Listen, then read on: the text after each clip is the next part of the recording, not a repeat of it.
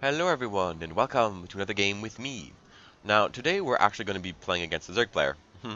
Not a Protoss player for the first time in forever. So, this video will just be taking a general look at what I like to do in TVZ. And my TVZ is centered around the playstyle of one of the most interesting Terran casters I've ever seen. And I'm actually talking about the Terran player Halby. Now, for those of you who don't know Halby, Halby used to be one of the most interesting players to watch, and he still is. Back in Wings of Liberty, he actually used to post videos, just short segments of videos, with detailing the games while giving really great tips on what to do. And one of his best matchups throughout like his entirety of StarCraft was always the TVZ.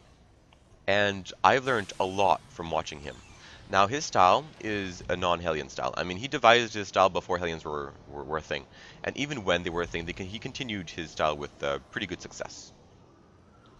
And his style is just to expo, take a really fast expo, into mass bio. And, well, at first, when Wings of Liberty first started, he actually went for a one base or two base type of drop, and he would annoy the opponent with just Marines, and he would try and force out the Mutalisk with the drop. And the reason for it was that he excelled at Mutalisk play. He took down Mutalisk players like it was nobody's business. He was just so good at it. And I learned a lot from the guy. And eventually he actually switched to a two-base type of timing. Like early two-base into double E-base into what's known as now the double-ups timings. So he pushed out around 13 to 14 minutes with +2/+2 and a massive bio army, and probably medevacs too. And this is what my play used to be centered around. For a while I did something similar, and then I changed it to something that's a bit more my style. But it's still kind of reminiscent of Halby, just because of how much of a big impact he had on me. So we're up against Poplol here, and Poplol is a master player. All right. So he's going for fairly standard stuff. I mean, he's expoing around 6:30. I've noticed that Zergs tend to expo between 5:30 and 6:30, and that's normal stuff. We actually have a push that tries to deal with the expo timing, just because we're going to try and land our attack just before he has enough time to saturate the base and stuff. I've also noticed that our opponent normally goes for double EVs at his natural, around, once again, 6:30 to about 7:30, and then +1/+1 he normally starts between 7:30 and 8. So we're going to try and push before +1/+1 finishes. Usually I like to push around 8:45-ish, and we're normally knocking at his front door between, well, normally around 9:30. And the purpose of the push is to first take down the Evo chambers before they complete. You can see I have double E-bays behind this and a third. And the second reason for the push is to try and take out the creep spread, because there's nothing I hate more than going up against a Zerg player who has fantastic creep spread. I just can't stand it. It's just so good.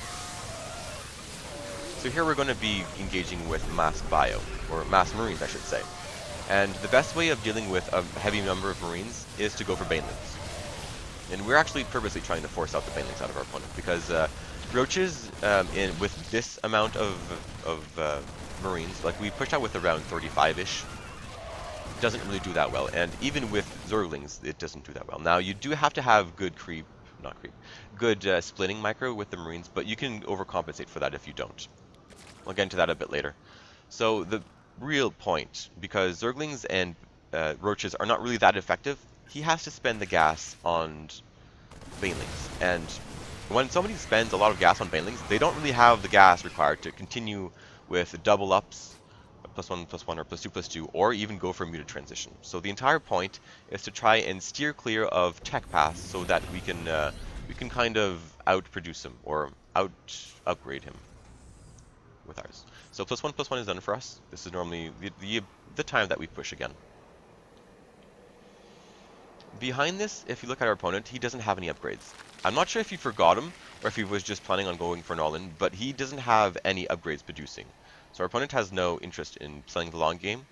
I think he's just trying to go for an all-in or a semi-all-in. It's a little bit weird that chip is very, but whatever.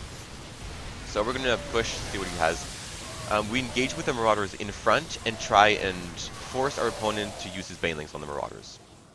So since we have an upgrade advantage, we're going to try and engage in a choke point here.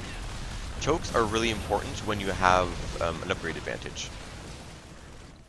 Yeah, they multiply that advantage by so much, it's ridiculous. So we're just going to buy some time. Our opponent has a lot of Banelings morphing in. Nothing too bad to worry about. And you can see we're actually ahead in the income tabs, just because we're outproducing him here. And behind this, I actually stimmed, well, not stimmed, but my injured bio is up where he can't reach it. And we also have medevacs popping out, and we can pull some workers here to deal with this or help, but I don't really see the point. I mean, we're okay for now. He pushed back our opponent, and his all-in didn't really work. And behind this, we have our third that we're going to be planting sometime soon. I opt to not drop it down, just because I do realize that he doesn't have any upgrades, so he's probably going for an all-in. Right. So here, our opponent actually takes out our second eBay before we're able to research +2. So we only have +2 armor and +1 attack. So we're just going to waste some more time, try to make him waste all the Banelings on the Marauders once again. Once the Banelings are gone, we can pretty much stop hiding. Or split. So still, if you look at our opponent, he doesn't have any upgrades researching. So once again, all in from him. And try not to overstim your Marines. As a general rule, you don't want to overstim unless your opponent is morphing in the Banelings, so he doesn't have any Banelings, or if he doesn't have Baneling speed, just because you can outrun him so fast. And it's okay to stim him once, but because that reduces the HP to 45. But if you stim him twice, the Banelings can then one-shot the Marines instead of two shots. So you want to make your opponent use as many Banelings as possible. So stimming once is fine, stimming twice is not fine, as long as you don't have the medevacs. If you have the medevacs, then whatever, it's fine. We engage here because, well, we're just trying to force the enemy to engage in the choke point. And we're going to clean up pretty much everything because +1, +2 is what we have on our bio, and he still doesn't have any upgrades. So we push him back, we held that off. We took a few losses, but nothing too bad. I mean, we do have mules to supplement, and that was a pretty good trade for me. Our opponent is going to morph in a massive amount of Banelings. He's going to try for one last ditch attempt to end the game and do some massive damage. And we're going to see what we can find. We spot the massive amount of Banelings, and we're just going to try and engage the army, try and whittle down the Baneling count while distracting his army here. And we do get most of the Banelings. And when the Banelings are done, all we need to do is just stall for time until the reinforcements get here, and we can take out the roaches pretty fast. Right, okay, so we scout the morphing Banelings with the starport, so we know that he doesn't have any Banelings right now. So we're just going to stim up, take him out, engage, and we're good. Now, the game is pretty much over from here because the all-in didn't work. And we're ahead in supply, which if you're ahead in supply against a Zerg player, and ahead in upgrade, there's a good chance that you've already won the game. Our opponent is going to morph in more huge amounts of Banelings. He can either go for the third or try to deal with this main army, but either way, he's not going to have an easy time. He opts to try and defend his third, but he kind of just doesn't want to, just because I can get away with the medevacs. It's not really a big threat for me.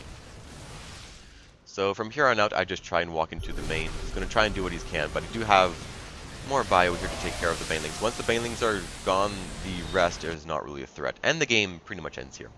So this has been a look at how I like to play my style. It's reminiscent of Halby style, just because of how much influence that guy had on me.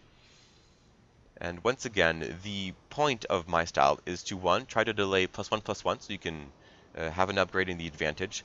Always attack the natural because that's usually where the opponent will have his +1/+1. It's normally to try and wall off against hellions. The second the second purpose of our style is to try and deny as much creep as we can.